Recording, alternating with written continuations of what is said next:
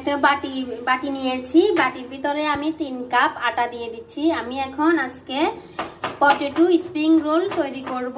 আসসালামু আলাইকুম, সবাই কেমন আছেন? আলহামদুলিল্লাহ আমি ভালো আছি। 1 কাপ দেওয়া হয়ে গেছে আটা, আরো 1 কাপ, 2 কাপ, 3 কাপ আটা নিলাম। স্বাদ মতো দিয়ে দিলাম নুন। আপনারা চাইলে আটার পরিমাণটা বেশি কম করে নিতে পারেন। এখানে আমি স্প্রিং রোলের জন্য পটেটো আলু ম্যাশ করে নিয়েছি, ধনিয়া কুচি, কাঁচামরিচ কুচি করে নিয়েছি, আর নিয়েছি পেঁয়াজ কুচি। এখন ড্রয়ের ভিতরে আমি পরিমাণ মতো 2 টেবিল চামচের মতো রান্নার তেল দিয়ে দিচ্ছি, সাদা তেল। এখন আমি সবগুলা মিক্স করব নুনে। আমি স্বাদের জন্য 1 চামচ চিনি দিয়ে দিচ্ছি। চিনি আমি রুমের টেম্পারেচারে থাকা পানি দিয়ে আস্তে আস্তে করে ডোটা তৈরি করব।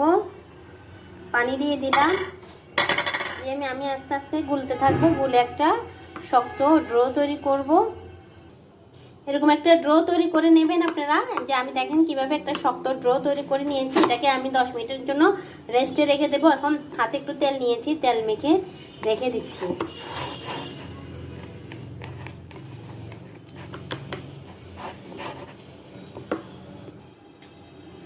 তো এখানে আমি আরেকটা বাটি নিয়েছি, এটার ভিতরে আমি চিকেন রোলের স্প্রিং রোলের আমি যে ভিতরে ফুডটা তৈরি করব। এখন এর ভিতরে আমি কাঁচামরিচ দিয়ে দিচ্ছি ধনিয়া পাতা কুচি, দিয়ে দিচ্ছি পেঁয়াজ কুচি, দিয়ে দিচ্ছি স্বাদের জন্য একটু চিনি, 1/2 চামচ চিনি দিয়ে দিলাম। আবার দিয়ে দিচ্ছি স্বাদ মতো নুন,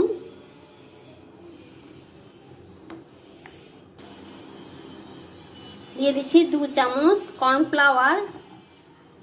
কর্নফ্লাওয়ার দিলে মুচমুচে ভাবটা আপনি নিয়ে আসবে, খেতে খুবই ভালো লাগবে। সব উপকরণ দেওয়া শেষ। এখন আমি ফুডটা মাখবো। 1/2 চামচ হলুদের গুঁড়া দিয়ে দিলাম, 1/2 চামচ ভাজা জিরার গুঁড়া। মন যে এত ভালো হয়েছে যে মশলাগুলো দিতে ভুলে গেছি। ভাজা জিরার গুঁড়াটা দিলে খাবারের টেস্টটা খুবই ভালো আসবে। এখন লিচি কেটে নিয়েছি, এখন আমি এটাকে রুটি বানাবো।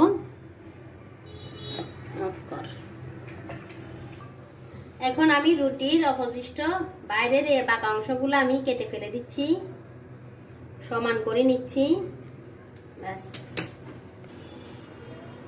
পটেটো স্প্রিং রোলের জন্য এভাবে করে ভাঁজ নিয়ে নেবেন। নিয়ে এভাবে এখানে একটা চাপ দিয়ে দেবেন যাতে বোঝা যায়। তো এই অর্ধেকের ভিতরে আমরা যে ফুডটা রেডি করেছি, এখন এই ফুডটা আমরা লাগিয়ে নেব।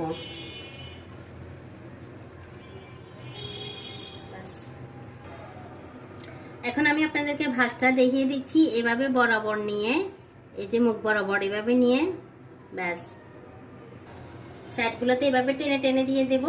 এখন আমি স্প্রিং রোলের এখান দিয়ে একটু চাপ দিয়ে দেব, এখানে এই পাশ দিয়ে একটু চাপ দিয়ে দেব। দিয়ে আমি একটা কাটারের সাহায্যে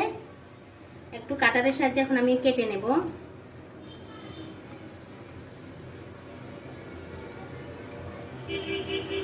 টাক টেনে টেনে নেব, একটু টাক দিয়ে নেব।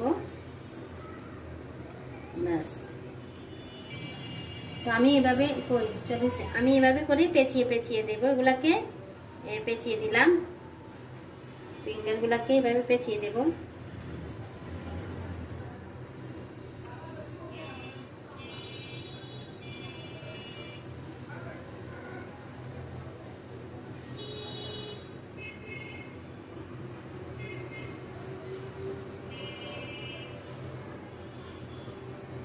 দেখেন পেঁচানোটা হয়ে গেছে একটা স্টেপ। এখন অপর স্টেপটা আমি এভাবে করে আপনাদেরকে দেখাচ্ছি। দেখেন দ্বিতীয় স্টেপটা আমার এভাবে করে, দ্বিতীয় স্টেপটা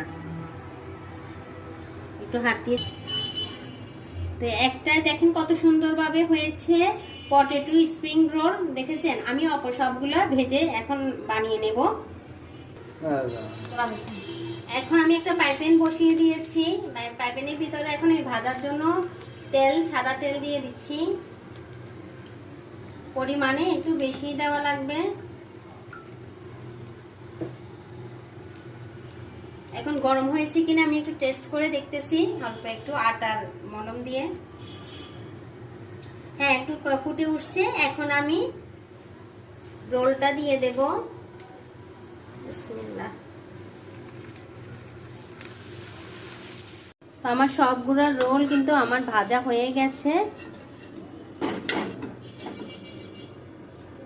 সবগুলো রোল কিন্তু আমি ভেজে নিয়েছি, দেখেন অনেক সুন্দরভাবে কিন্তু ভাজা হয়ে গেছে।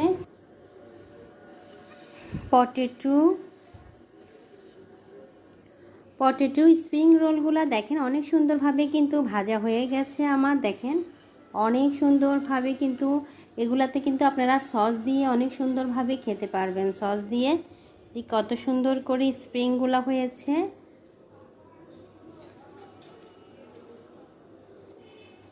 অনেক সুন্দরভাবে সস দিয়ে খেতে পারবেন। আমি একটা ভেঙে দেখাচ্ছি, ভিতরটাও যে কত সুন্দরভাবে যে হয়েছে, দেখছেন ভিতরটা কত সুন্দরভাবে। বিসমিল্লাহ, আমি একটু খেয়ে দেখাচ্ছি।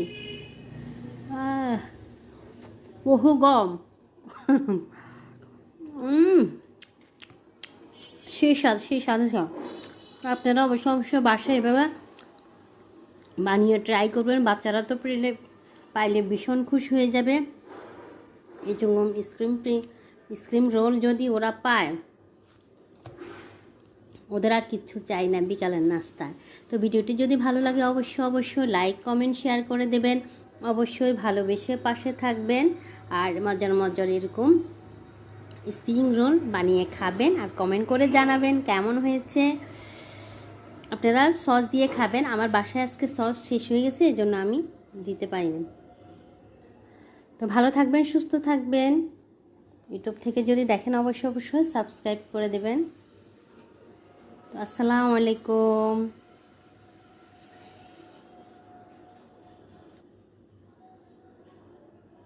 ভালো থাকবেন, সুস্থ থাকবেন। আসসালামু আলাইকুম।